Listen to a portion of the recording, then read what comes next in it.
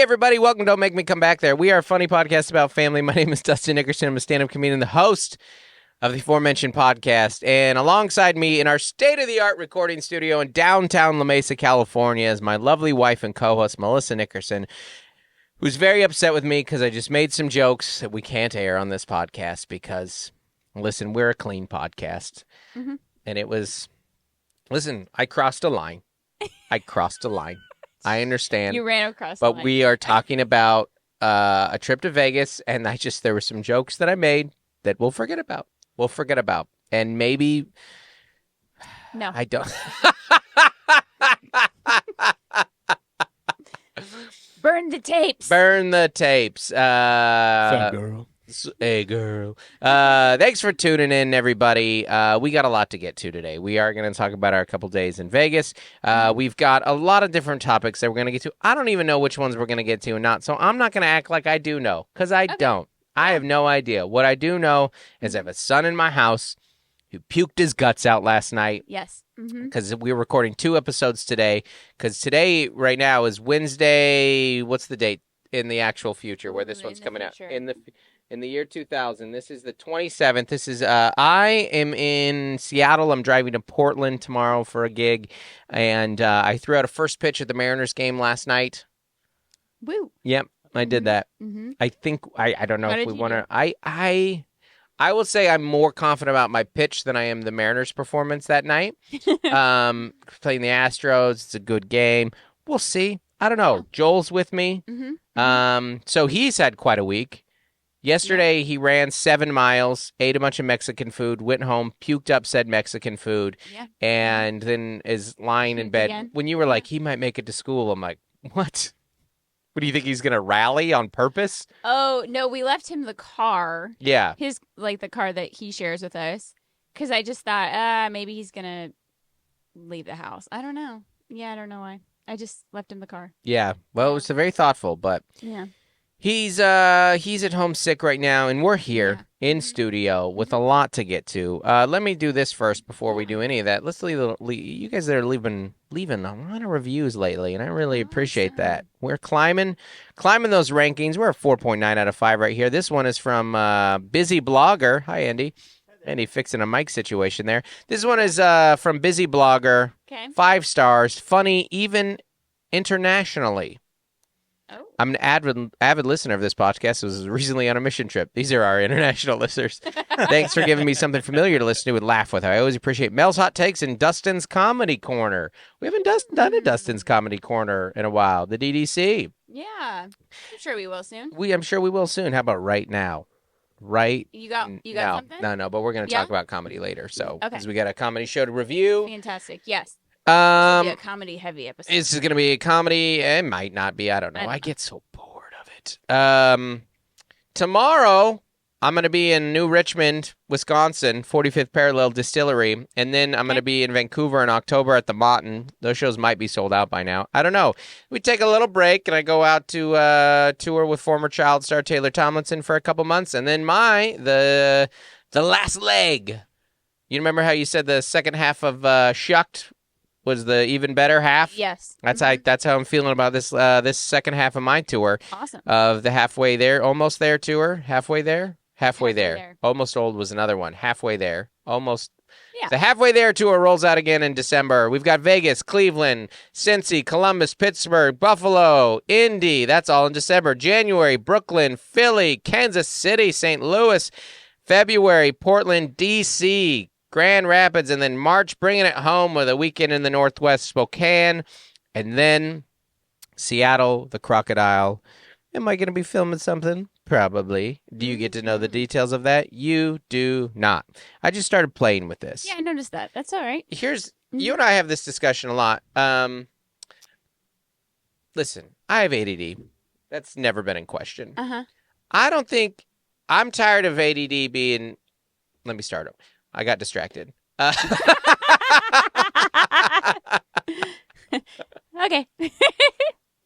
I am tired of ADD being talked about or viewed as a disability. In my experience, it's not. It's a disadvantage. Now, like many things, there's a spectrum, and severe ADHD can absolutely be a disability. But it's a disadvantage. It's a disadvantage. Like, the world is not super accommodating to you. The world assumes that you can be focused on something that you don't want to be focused on. The world assumes that you can memorize and regurgitate the things that you memorized. School is so non-accommodating to ADHD. Yeah. It's why you have like A's and C's.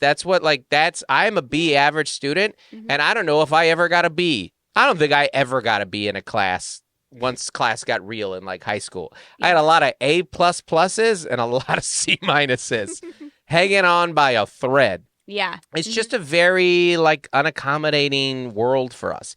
And it's getting less and less accommodating. You know what's not accommodating for ADHD? That's Stanley water bottle. $60 water bottles are not accommodating. 5, but yeah. 2. I bought 2 in my metaphor. Okay. $35 water bottles are not accommodating to forgetful people. Make the water bottles cheaper. We lose them. You know what's not accommodating to us? A car that starts without the key. That is not helpful for us. I need that key to start that car. Otherwise, I will never see that key again. I'm putting the key. When you have ADHD and the key doesn't go right here, the key goes somewhere different every time you go in that car. Yeah. The key's in the middle console. The babies are playing with the keys in the back. I know. Yeah. No, I totally agree with you. It's just that's how we built society. Yeah.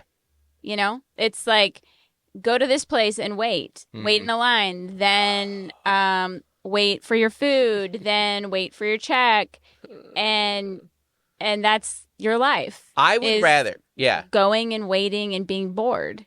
Yeah. That's not like, oh, you're addicted to technology, you can't even sit, which a lot of us are. Right. But just like as an underlying issue, like the 3 out of 5 people in our house hate being bored and waiting. Yeah, you're right. And that is so much of life. You want to know what having ADD is like? When I'm in a restaurant, I'm fantasizing about how I would rather go work there than sit there. I would rather be on the clock. I would rather be moving and have someone order to take and go cook the food than just sit there. And it's not like we're not enjoying our company. I just got to move. Like, if I can bounce a ball, which is not socially acceptable to bounce a ball at a restaurant, they need to have just ADHD classrooms.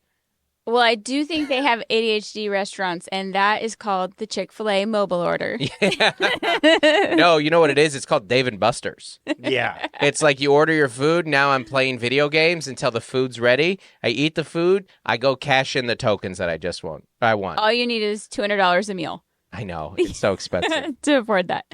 No, I mean, honestly, we were talking with a teacher yesterday about one of our kids, and she was like, yeah, she doesn't blurt out in class. She's not disruptive. She's doing great. And in my head, I was like, yeah, that's because she has inattentive ADHD. Right. So she's zoned out. Right. Like, or it's one of the classes that she really likes. Yeah. Yeah. So you're like, cool.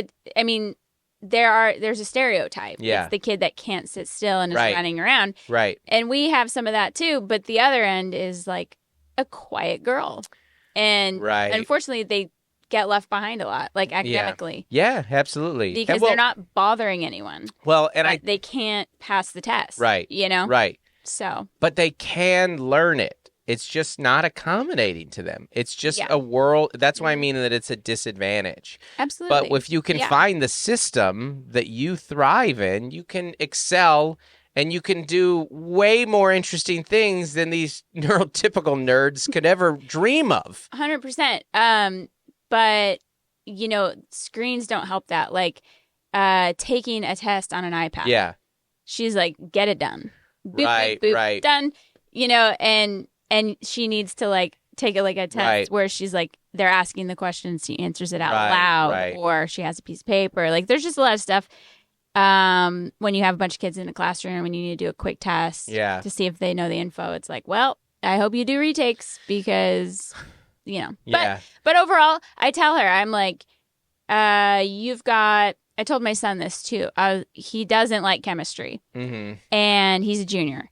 And I'm like, you have 4 science classes max left. Like if you get a college degree, like a BA, Bachelor of Arts, 4 more science classes. After the chemistry's done, you got 3. Like you are almost there. Right. And that's the same thing with, pre-algebra or whatever our 8th grade daughter's doing. You're like, a couple more math. Just a couple more. But he has it in him that he can do it. He can do it. I mean, I went to they have it Parent Shadow Day. He played with a little skateboard. Yeah. The whole day. Yeah. The whole day. Yeah. And I was like, that's great that they let you do that. Tech deck. Yeah. It's pretty good. Tech decks rule. They really do. Since my boys got their first one. Yeah. And next thing you know, I'm like, no, this is awesome. They're not playing with it. And I had one younger, but I'm like, I never really in time now, I'm like really good at this. Actually. I started looking at videos of competitions. Yeah. Anyways. Well, it's just an unaccommodating world. That's all. Even the system to help them is problematic. Just remember to take your meds each day. Oh, okay. Yeah. Fantastic. Yeah, that's about as effective as telling your wife in a fight to calm down. That is the least effective. That is so. I mean, the problem can't be the solution. The memory, when people describe oh man, they're gonna get just give us chips with all of our information on them. I'm like, yes, please, everything that I need in my wrist. Please, my social security card, can't lose it. All my passwords, all my keys, just put it right here, man. Or the government's going to track you. Well, they're going to have a good time doing it because now that I'm truly free, I'm zigzagging this around the country like the old Bugs Bunny cartoons when he would dig around the country underneath. I'm just everywhere. Try and keep up. There's not technology alive that can new prescriptions come with a little shock collar. Every time you feel a little buzz, that's when you take the pill. Yeah. So they say with ADD, you shouldn't have a schedule, but you should have a set of goals for the day because you guys don't like schedules either. I don't know. We got the bunny out last night. We put the bunny in a basket to get Claire to start her math homework. Yeah. We're really bribing with the bunny. Melissa, for 19 years, you've been my bunny in a basket.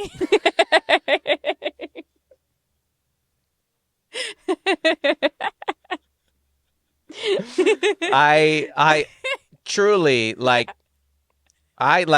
they because I was 90s ADHD. They're like, hey, we don't have meds or a fidget toy to help you. And I was like, well, I have a wonderful woman who is both my medication and my fidget toy. And I mean that in the most romantic way possible. And I can see you getting a little teary-eyed because as a mother of 2 neurodivergent children, know just how much that means. The girls have to find their bunny in a basket. Yeah. Yeah. Well, yeah. My ADD goal as a child was overcoming failure. That's it. Here's your situation. Good luck with that. Yeah. It's a tough world. Switching topic. I want to get to the bunny eventually, but switching topics real quick. Mel had her first pumpkin spice latte of the season yesterday. I did. How'd it hit? Yeah. You got it from Dark Horse, which is not too sweet. They make it in house. I used to make pumpkin spice lattes. Yeah. You grew up in Seattle. Well, you didn't grow up anywhere, but... I would make a simple syrup and then have the pumpkin puree. Yeah. But I don't do that anymore. You got PSL money. You got that PSL money. I don't crave it as much as I used to. Yeah. That's aging. I still like to bake. Yeah. I still like to bake over the weekends, once or twice a month. Well, and 'tis the season to bake stuff. But listen, I've been saying this for years.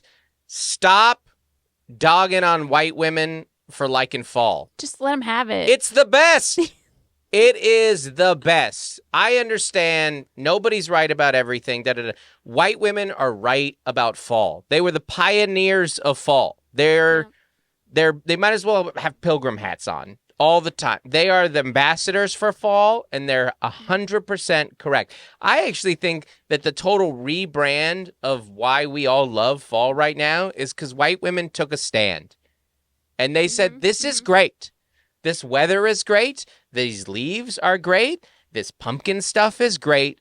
The kids are back in school. Fall is great. Appreciate it. Mm-hmm. Appreciate it. White women are right about fall. You did it. You guys got your sign that says grateful. Yes. On your wall. It is. Yeah. It is a grateful season. And it it's a perfect little setup into Christmas. I have zero complaints about fall. My only complaint about fall is that it doesn't start sooner. And that summer lingers too long, that it's still so hot right now. Yeah. You know? Mm-hmm. Yeah. You're right about fall. You're 100% right. If you can't enjoy a pumpkin-flavored, food or drink, then I'm sorry. You have a problem. Yes, 100%. If you don't enjoy a pumpkin bread, I'm sorry whatever happened to you in your childhood. What are you, a masochist? Why do you hate yourself? I'm sorry that you weren't loved right, that you can't eat a pumpkin scone and be like, this is delicious. That you see you see a pumpkin scone and get mad at women. What's wrong with you? What is wrong with you that triggered something in you? Rage. You see a pumpkin scone, rage. Yeah. It's a delicious food.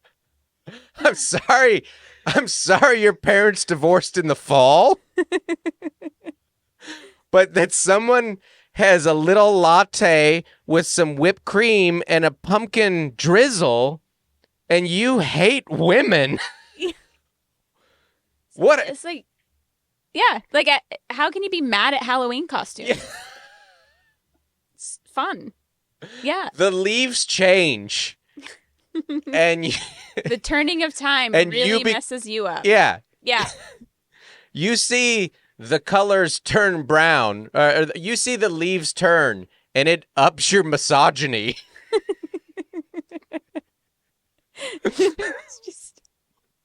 It gets a little cool in the air, and you're like, women are the worst. What's wrong with you? What happens, man? Let them have a scarf. Why? What have their Han Solo outfits? Right. What happened to you in October that you get mad that a girl put a sweater on? And wrote cozy season. What's wrong with you? What happened? What is something really bad happened to you? I know.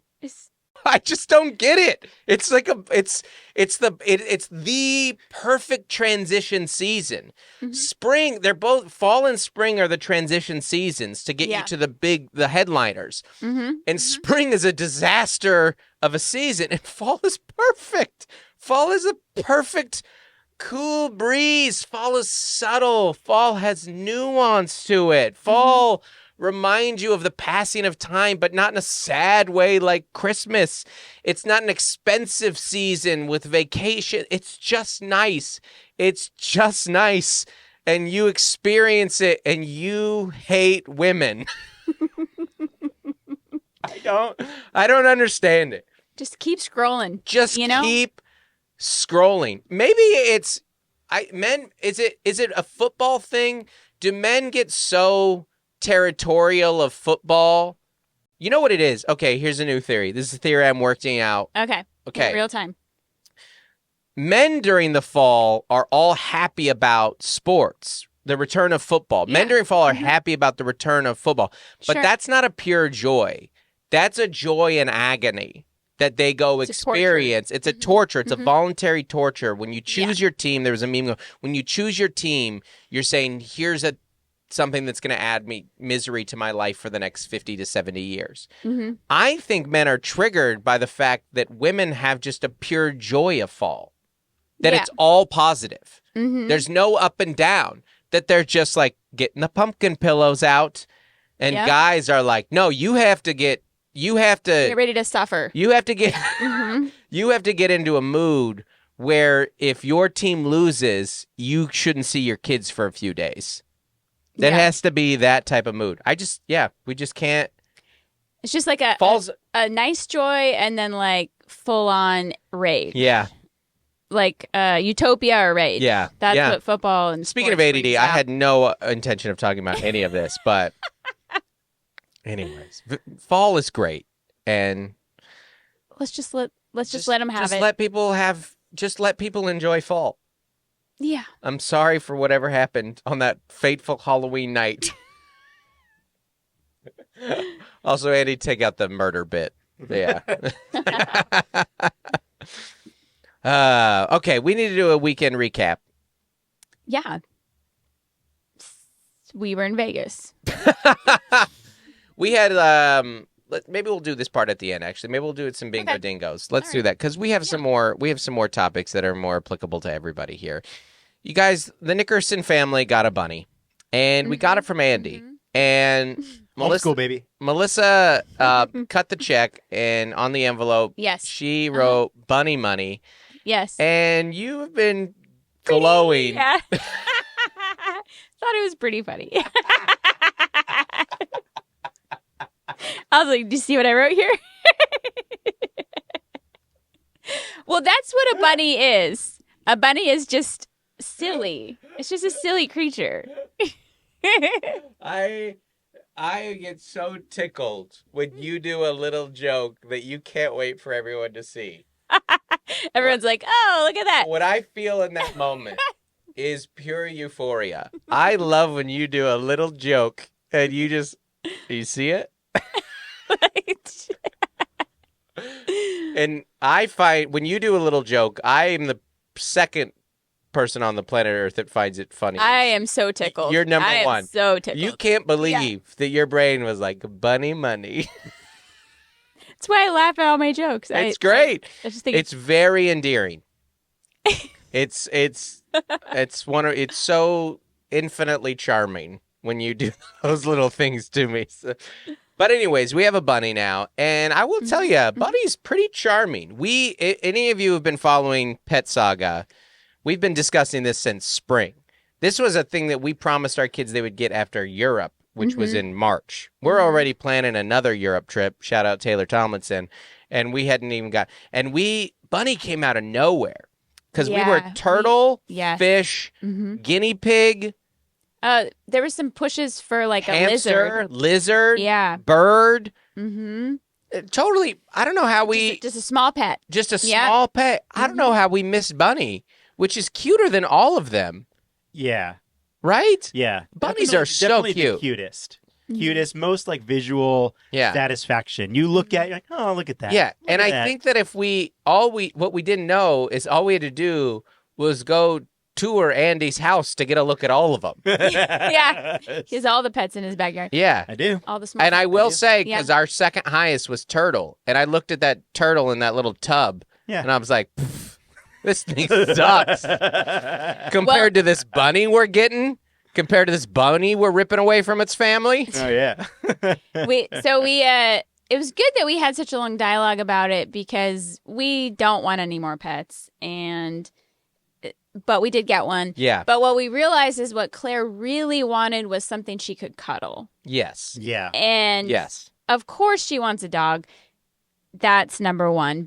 But cats and Bunny are decent enough. Great. And so cute. Well, ultimately, it's been awesome. Both the girls have spent a lot of time with that bunny already. And that bunny will love it. Like bunnies, when you hold them all the time, they get more docile, more calm, and they are like incredibly snuggleable. So, and you gotta when they're young, you gotta kind of do it a lot, so that way they just get that much more comfortable, being around, and they don't run away. And I've been neglecting it intentionally. I don't want it to get too comfortable in that house. I don't want it to. Ultimately choosing an animal is just choosing which level of poop I'm willing to deal with and clean up. Yeah. Mm-hmm. And maybe that's just the practical parent in me that if I'm shopping for an animal, I actually would rather for poop. I would rather look. I would rather I don't want to see, when I'm choosing an animal, I don't want to see the animals lined up next to each other. I want to see their poops lined up next to each other. Yeah. Like a lazy Susan of poop. And That's just be Petco should just. Yeah. Yeah. You're choosing, when you're choosing an animal, you're choosing cute to poop ratio. Yeah. It's analysis of how cute, how personable, how smelly, how much cleanup. How loud. Quality of poop, like what's in it, like what is how attached am I going to get to it? But ultimately, it's cute to poop ratio. That's so my sister, because dogs are highest level of cute. Dogs are highest level of cute highest level of poop. Yeah. Right? Highest level dog, highest level of poop, highest level of cute right there. High maintenance dog. And then you just everything's trickled down because the dog connects with you and all that stuff. And I do think that Bunny is might be number 2 on cute and way low on poop. Way low on poop. It's not bad. It's a lot of poop, but it's manageable. Right. Because it's drier. It's just all hay. Yeah. It's kind of like, if you just it's easy just to quickly do it and you're done. You're done. Yeah. Mm-hmm. And there's no training. Cats, there can be a season. But you can train a bunny. You can? You can. Because if you start, you can get them to go in a litter box. Yeah. So you can get it to be, if you train it in a corner, then slide in a litter box, and that'll actually make it even cooler. There is a ratio here, though. There is, because I think fish is lowest level of cute, lowest level of poop. You have to clean the fish tank, but barely. Right. And, but there's no payoff. It's more of an observational. There's no... yeah. A fish is a live-action art book on your table. It's not a real pet. It's like a screensaver. Yeah. Yeah. Turtle's kind of in the middle, right? Remember that tropical fish? For your life, when you just have a moment. Yeah. Fish is the screensaver of life is very funny. Oh, I fell asleep. Someone jiggled a mouse. That's very funny. But I do what? So a highest cat is probably 3rd level cute, but where on the it's a little lower on poop. Poop's not too bad, but it is. It won't ruin your yard. It won't ruin your yard. A dog. But it can ruin a room in your house. Yes. Cat. Okay. Here, cat is one that you can walk into a house and go, "This is a cat house." I don't think that exists in bunny. There might be a bunny room, but a cat house. A cat. We have a cat house. Yeah. And dog, too. Dog house. Dog. Smells like a dog. There's hair. Dogs are highest. Wet dog is. Dog is highest payoff, highest cost. Yes, absolutely. Loyalty, commitment. Almost a family member. It is very much a family member. The vet bills. A fish you don't realize is dead for a while. So our cat, his hair's growing back. Yeah. Because we had to switch flea meds. Mm-hmm. So everyone's like, woo, the hair's growing back. And then I looked at our old couch, the one that he claws up. Yeah. He clawed so much while we were gone. The foam is starting to show through on the couch. So he took all of that anxiety about us traveling out on the couch, not his body. But you know who got the anxiety of us traveling? Our oldest son. Our one responsible child. Our one neurotypical child who was driving everywhere around, and he went to Mel. He's like, I've been grinding my teeth. I'm really feeling it. Oh, man. It's good to leave, to come back, and to be like, I pull a lot of weight around here. Well, you don't realize it until your parents leave. But, children, I've been telling you this recently. When you're a kid, you view your parents are just your full-time employees. They're they just do everything for me. It's just orchestrating behind the scenes. It's like a personal assistant and a tour manager. Yeah. Well, what I've noticed too in our house, and I know this isn't true of every household, in our house, everyone is in competition for mom. Yeah. Everybody is fighting for mom. Everybody wants what mom is bringing to the table. Because I can buy stuff. Yes. I can make stuff. You have the strongest decision-making power in the house because the kids know hold the keys. The only one who will relent to anybody in our house is I'll relent to you. The kids will relent to me, but you won't relent to me. So there's a positioning. What the best that can happen, you can veto me. Yeah. But you're like the president, and then I'm the other two wings maybe. But like ultimately, like you can veto. But the best that I can get done when they're petitioning to me is we'll talk to mom about this. Like you can make a decision. You can, but I can't do that. But that's because I want to keep you happy too. But you don't want to keep me happy. That's not a desire in the house. It's just our house dynamics. Everybody wants mom's positive love and attention in the house, including me. So we're all just kind of playing me. No. We're trying to in our household. Everyone knows you're the most valuable parts of our life. Okay. And that's not true. It's more just like the nitty gritty day in and day out. No. It's much higher than that. It's much bigger than that. Because also the most important person, like for you, the most important person is you. Not in an arrogant way, but you're like, hey, I have to do well or it all crumbles.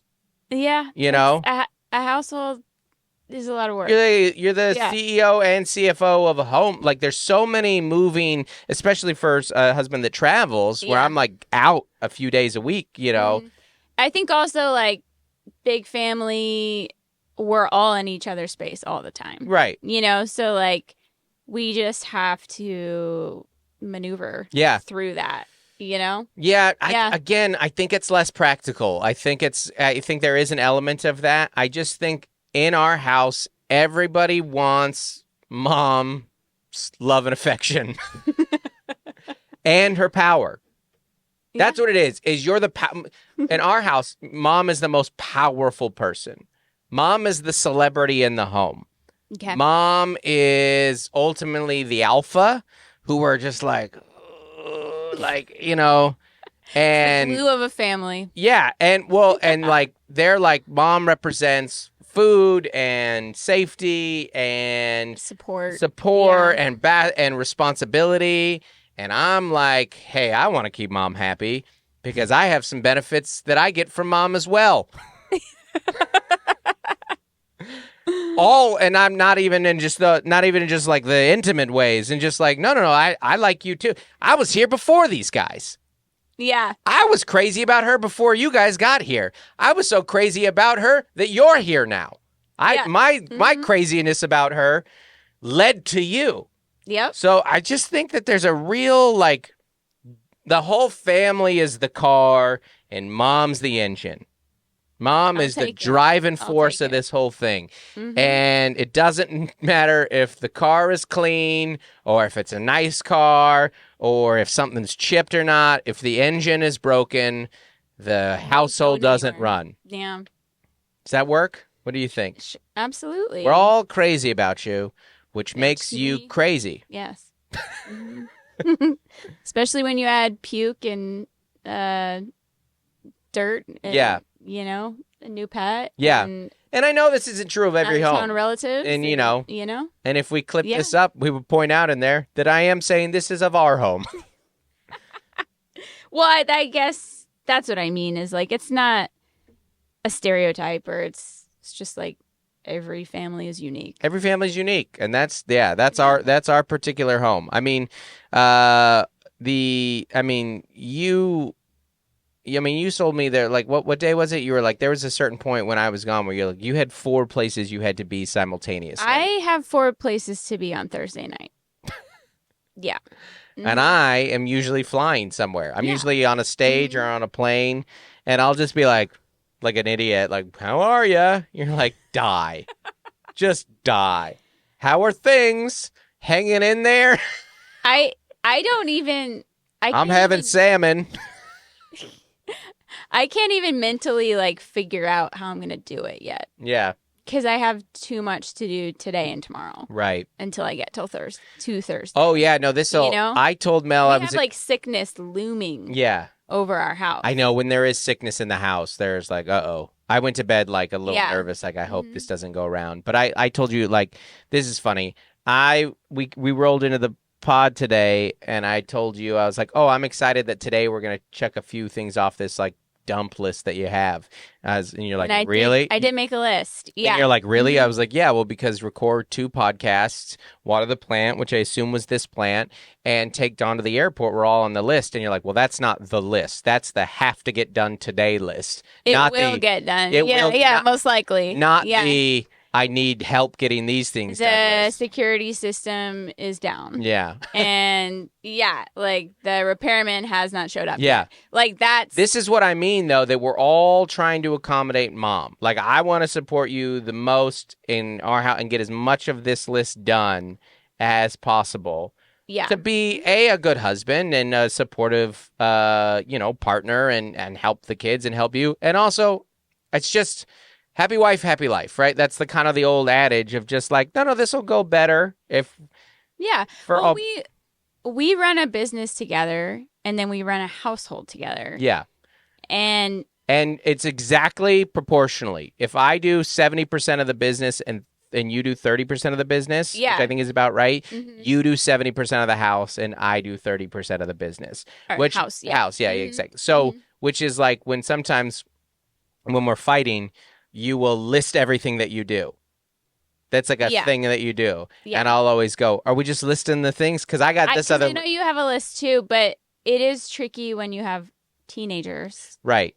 And oh my gosh.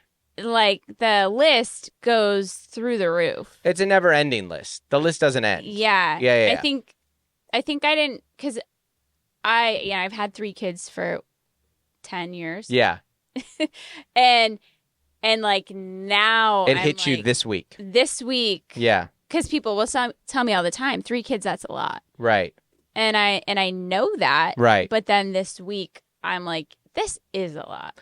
Yes, 100%. Well, that's because when you hire a sitter or a family member, it's even if they're good, you were gone 7 days. You were highfalutin a life in New York and Vegas. You were gone a full week. We had the conversation about, I'll meet you in New York. We'll come back home. We'll reset everything. Yeah.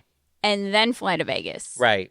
And we really... But our anniversary thing got changed. Like over that. Yeah. Like, no, maybe that's better. Yeah. It switched. It switched from we were going to do our anniversary in Palm Springs together, and then I got some work, and we're like, well, let's just make this a giant trip. Yeah. And then it was just going to be in New York, but then we were like, well, let's cap on Vegas. Yeah. And all that. And it worked out. It was fun. Yeah, it was great. It was great. But this is the cost you pay. Yes. As a caregiver, a parent, if you pay to take a 7-day trip. Whatever you pay your sitter, you pay 10 times that with dealing whatever.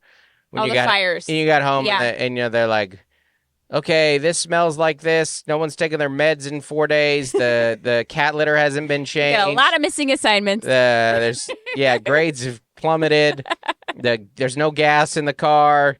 No food in the house. No clean clothes. There's 4 broken appliances. You're like, wow, that all went to hell pretty fast. That got bad pretty quick. And you had all these systems in place, and they like did their best. And you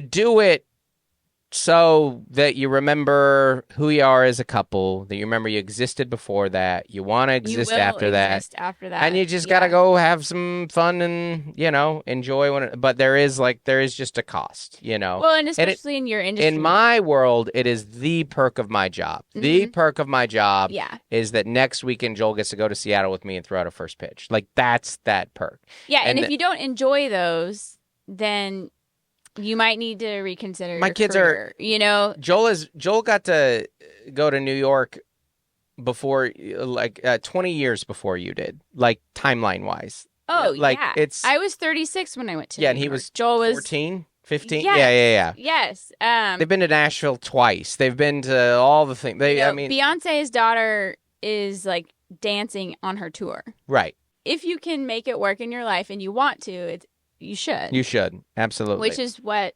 we want to do. Which we're going to do. And we're going to talk about that Vegas trip in a second. Before I do that, one thing that I forgot to say this when we were talking about getting a bunny. You know what you learn when you get a bunny is everyone has a pretty terrible bunny story. Including you, Andy. Oh, yeah. Including my dad. Mm-hmm. My dad brought up one the other day. He's like, well, we had bunnies as a kid. And I go, Dad, be careful. because I know that this is the 1950s in America, and you've told me some stories about your dad and kittens that nobody wants. No one can hear that. And he goes, yeah, better not say that in front of the kids. So he has a dark bunny story, and then and we don't want to hear him. What was the one that the guy told us at the pickup line? Yeah. This is a guy that we've been loosely associated with through like Little League for like 10 years, and we barely know. Question 1: Is your kid still playing baseball? No. Question 2: He had a dog with him. I have a new puppy. Yeah. That's awesome. We're gonna get a bunny. And I don't remember the story. He had a very. And then he goes, what was it? He was like, yeah, one time we were hunting and we caught a bunny. And then when we, were chopping it up to eat it, we found the bunny had babies in it. And we were like, all right, well, the bell just rang, so we're going to go. Annie, we were in the school pickup line, and he thought this was a good time to tell us that he accidentally killed a pregnant mom. Why do you hate women? I think that everybody has like a triggering bunny story. Well, a lot of people have triggering bunny. It's so cute. Again, you would never, fish dies, whatever. You would never flush a bunny down the toilet. Like it's too. Well, that's just not practical. It's not gonna flush. It doesn't matter how big that hole is. You would not flush. You would You don't want to give bunny a burial. I was reading I was reading all about last night about how predators can get into hatches and how hutches, yeah, how through the hatch. Yeah, raccoons have learned to like open the things, like the velociraptors in Jurassic Park. Yeah. And our girls were getting really worried. And I was too. And I was like, we've seen some urban coyotes in here. Like so we brought the kennel in last night. And I was like, maybe this is where the bunny's gonna live. Maybe Bunny will come in the kennel inside at night and then go out into the hutch and have its life out here too. But I don't feel great about that, man. I didn't feel real good about but I think Rocket Raccoon. They're so I know. They're so cute. But then you told us a terrible one yesterday. Yes. You did. Yeah. Well, I'll tell you a new one because I just thought of one while we were. Well, double bunny horror stories here. Speaking of burials, so when the one that did pass from giving birth to her second litter, parents, I'm sorry about this section. If you needed to listen to it, the thing is, I needed to. Mercedes had taken this bunny who was atrocious, like for what had happened, to the vet, in which they told her like, it's going to die. It's going to pass. Mercedes is on the phone bawling at me. So she brings it home because we got to give it a burial, right? I eventually go to bury it. I go up to the top of our hill. You've seen my house. It's like a big steep hill at the top. I'm like, okay, let's bury it by this tree. Because then the tree is kind of like, oh, that's where Bunny is buried, et cetera, et cetera. Yeah. It's like we can kind of memorialize it a little bit, right? So I go up there. I hate where this bury is going. Bunny. The next day, I see like blood on my dog's like paws and its mouth, and I'm just like, oh no. My God. You ate the bunny. I hike up to this hill, and the hole is all dug out. He dug up the bunny. She dug up the bunny, and its remains were just around, and I was just like, oh, that dog dug up that bunny. Oh my gosh. And I will leave it at that. I don't know what else What to was say your about other story? that. You had another one. So you discarded the heart? Well, how she died. And the ears? Yeah, I know. However she did with it. She died because she had a uterine prolapse, which basically meant that like during birth, her uterus came outside of her. So when we found her, it was like Poor organs plus a bunny. She was alive. She was like running around with like her uterus hanging out. No. I hate this so And then much. the babies passed too because... The babies passed because that particular breed is really sensitive. And then the litter she had from that, we tried to give them to our friends who raises them, but she was unsuccessful. But that's Why? Yeah, those are lionhead. Lionhead bunnies are incredibly adorable, very, very sensitive to the environment, and for us, it was really hard to raise them and to get them going. The ones we gave you are actually very hardy and very proven to be very resilient. Well, thanks for tuning in, everybody. Bye. Are you done? No. Okay. I just felt real bad about existing. I know.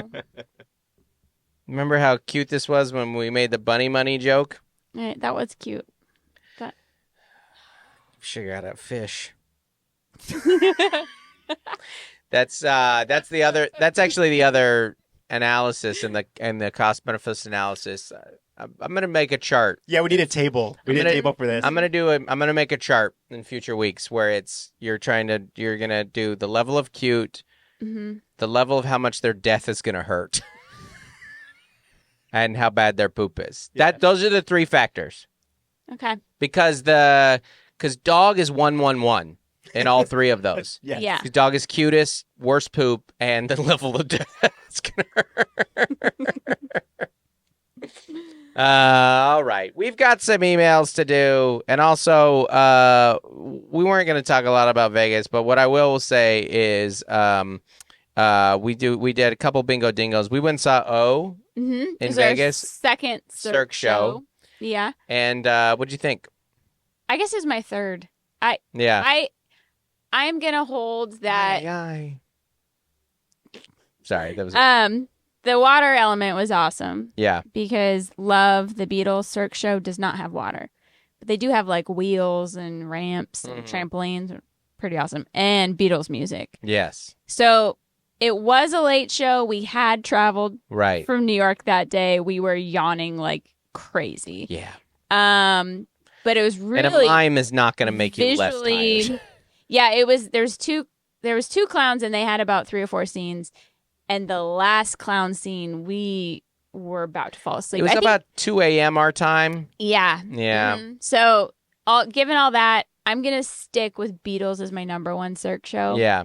Even though the water element was really cool. We'll go see Michael Jackson the next time we're there because that's a really highly reviewed one too. Mm-hmm. I think that it's just a certain point you just go like, how much do I like Cirque?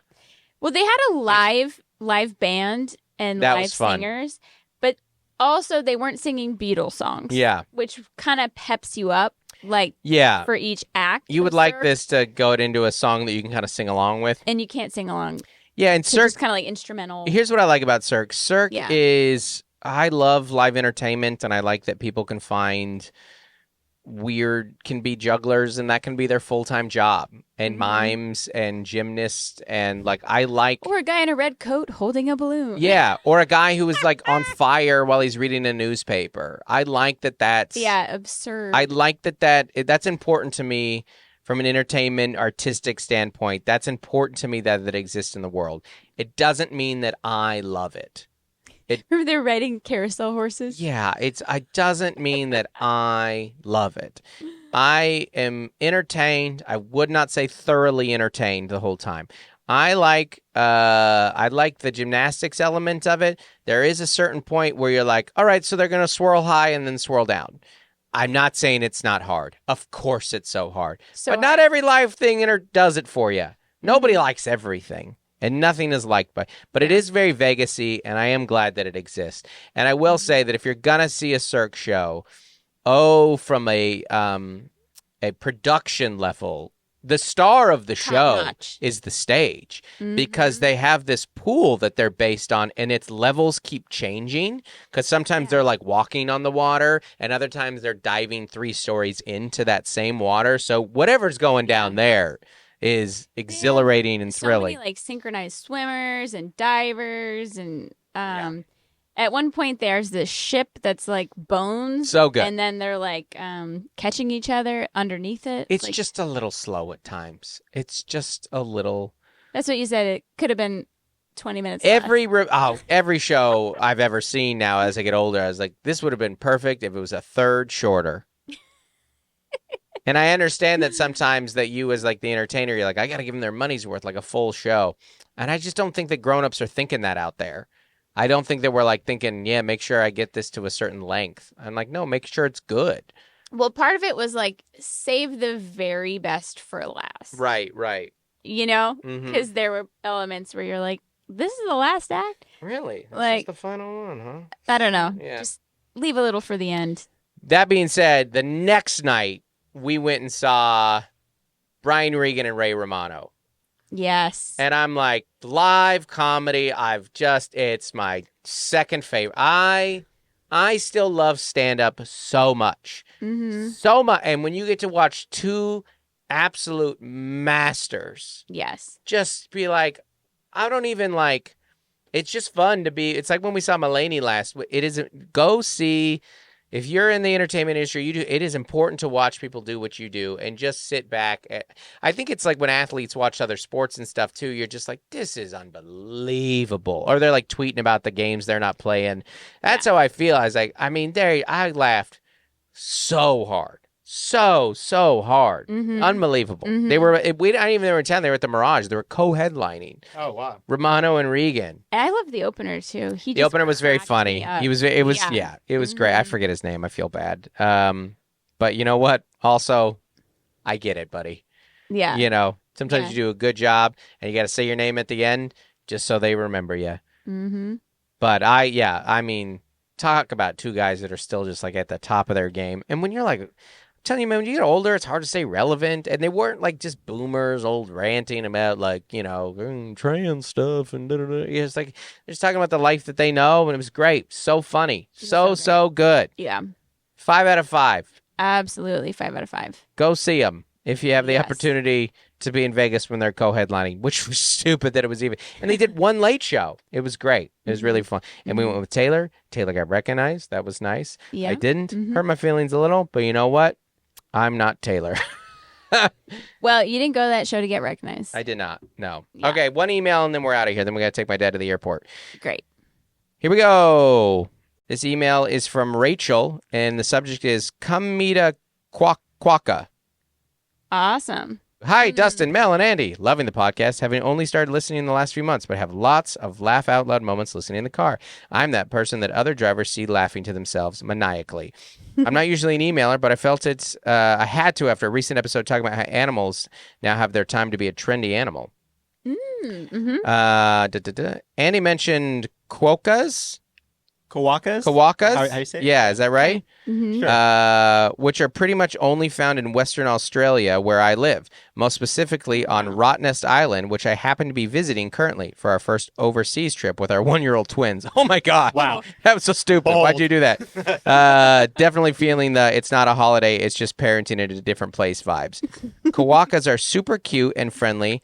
Pick attached. You guys should absolutely come and visit Perth sometime to do a trip to Rato to meet the Quokkas. If you do, I can also recommend some local tiki bars. Hey. Let me pull up this picture of Quokkas here. Oh my gosh. Here we go. Okay, this is a Quokka. Oh my gosh, that's like a smaller kind of panda family. It's kind of like a koala. Koala. It's like a bear meets a Oh rat. my God, a bear meets a rat. It's so cute. That is very cute. It's smiling. Oh, it smiles? It smiles. It smiles. Oh my gosh, that is okay. It's tiny. It's like a little animal. Yeah, they're small. They're only like 9 inches tall, I think. It's like a Star Ish. Wars animal. Maybe a foot. That is. Oh my adorable. gosh, that's so Wow. cute. That is. Okay, well, I guess we're going to Australia. I guess that's happening. Let me. Amazing. Thank you so much. Yeah. All right, everybody. Thanks for listening. We're going to have to do a live podcast in Australia soon so we can go see what I can't remember the name of it. Everybody, goodbye. All right, bye. Hey, folks, want to give a special shout out to our As Essential as Oils patrons. Ooh, that's $25 up a month. That's a big money right there.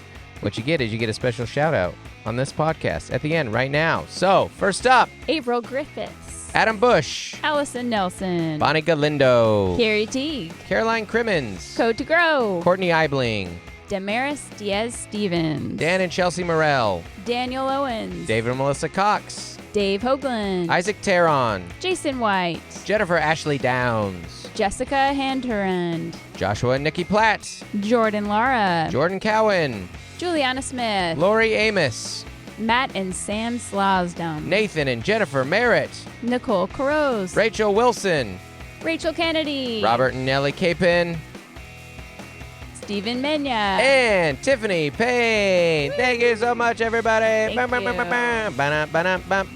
Boom.